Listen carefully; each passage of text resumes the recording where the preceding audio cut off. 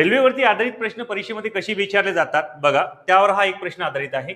जर एक आगगाडी नेहमीच्या तिच्या ताशी 80 किलोमीटर वेगाऐवजी 100 किलोमीटर वेगाने धावल्यास ती निर्धारित ठिकाणी 36 मिनिटात लवकर पोहोचते, तर तिचा गंतव्यस्थानाचे अंतर किती? आता सर्वप्रथम तुम्हाला सर्वांना माहिती आहे अंतर बरोबर काय होते रे, तर वेळ गुणिले वेग होते. आता इथे काय करायचं, 80 आणि 100 याचा घ्यायचा लसावी. आता 80 आणि 100चा लसावी किती येणार, तर तो येणार पुराणो 400. ओके, बरोबर आहे. 8 40 होते आणि 100 चूक 400 होते. यामधला जर फरक बघितला तर हा फरक कितीचा येतो, फक्त 1चा येतो. म्हणून आपल्याला काढायचं इथे अंतर बरोबर काय करायचं की वेळ जो दिलेला आहे मिनिटामध्ये, म्हणून त्याला भागिले काय करायचं 60 करायचं आणि गुणिला हा किलोमीटर प्रति तासामध्ये दिलेला आहे. तर इथे काय करायचं माहिती आहे का की 400 भागिले आपल्याला करायचं 1. हे लक्षात घ्या, 400 भागिले इथे 1 करायचं.